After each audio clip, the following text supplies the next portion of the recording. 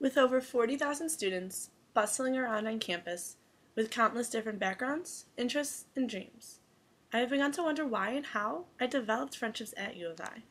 Why do so many people on this campus remain strangers? How have my relationships progressed from strangers to acquaintances to friends and even best friends? To answer these questions, I've interviewed some of my friends and asked them about their relationships with me as well as other friends. Meet my first interview subject. Not that I've really talked to her or anything. I mean, she is a stranger after all. I don't know anything about this girl, not her name, her age, or her major. She's one of the countless strangers that I pass on the quad daily.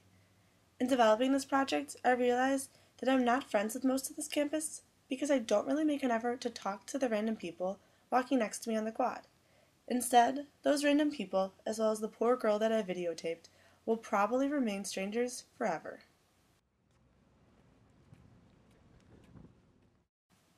This is Dan, a close friend of my brother's, but someone whom I barely know. Listen to what he has to say about developing friendships. An acquaintance is someone. If I'm acquaintances with a girl, it's a girl who I haven't had sex with yet. If I'm an acquaintance with a man, it's someone who I haven't had sex with.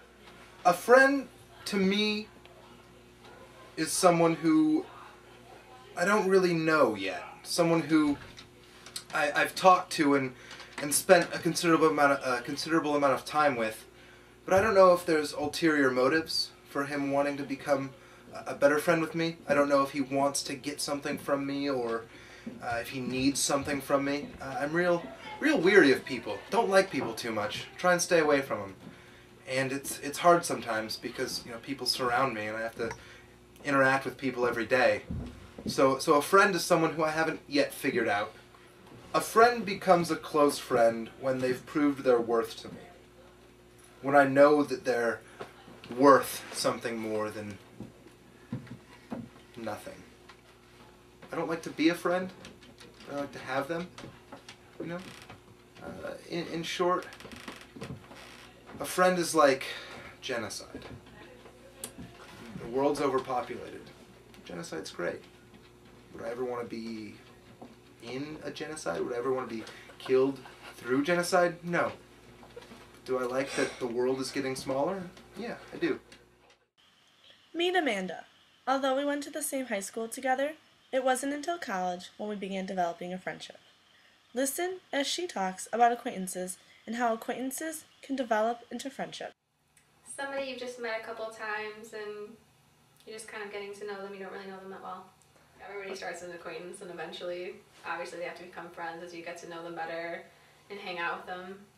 I think friends are more people that you hang out with, where like acquaintances would be like classmates you see in class and for specific reasons, not just to spend time with. I think it just kind of happens naturally, because I think sometimes you can think that a person's going to be a really good friend and then you get to know them better and they turn out not to be. Meet Jen. Friends for several years now, our friendship has really been blossoming throughout the past 2 years. Listen to what she has to say about developing and keeping close friends.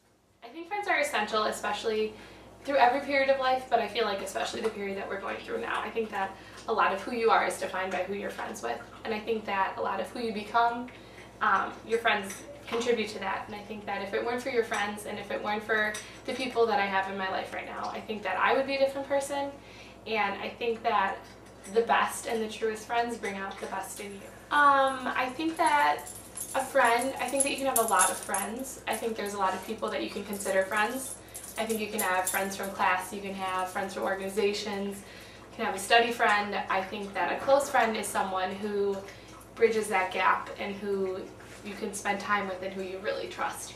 If you're a friend and then you're just doing your homework like I said before, or at a sorority event or at a social event, that's just a friend and you talk to them. But when you spend time with that person outside of those events and you really start to care about that person and you get to know their family and their background and everything, I think that's when you start to bridge that gap. I've had friends that I thought were good friends that ended up, I realized, not being good friends. And I think that to finally be in a place where I found people that I feel like I truly care about and that truly care about me, and people that are so selfless. I think that that really defines a true friend, someone that truly cares about you and will always have your best interest in mind no matter what it is. And I think that it's really great. I think that when someone finds that, you've really found a true friend. Finally, meet my best friend Marty. He's my go-to person and has always been there to listen to my problems and help me out. Listen as he explains what he looks for in a close friend. It's someone that you feel comfortable passing gas, in the same vicinity. That friend may notice, and may give you some crap, but you know what? They will not go away. They will not walk away from you. That acquaintance probably will walk away from you. So I guess a good way to tell who's a good friend and who's just a normal friend or acquaintance is, feel free about ripping one next to them. Friendship I would define as a close bond between people. Now, you could probably define friendship as between two people that you know. However, I would also define friendship as between two living things, such as, you and your dog. This friend is someone I believe you can, call up or, willing to hang out with on your free time. I would feel more comfortable trusting close friends than just normal friends.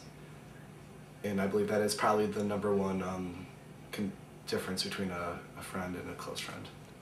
If you're having like family problems or concerns or personal insecurities, I would say those are two pretty sensitive subjects that you would be able to tell a close friend. I believe that is a natural part of becoming friends with someone, that they become an acquaintance and become a good friend and eventually best friends. So slow down and take note of the people around you. You've seen my friends and learned what they think of friendship. But what do you and your friends value in friendship? Could that random girl in the quad be your new best friend? You'll never know if you're too afraid to start talking.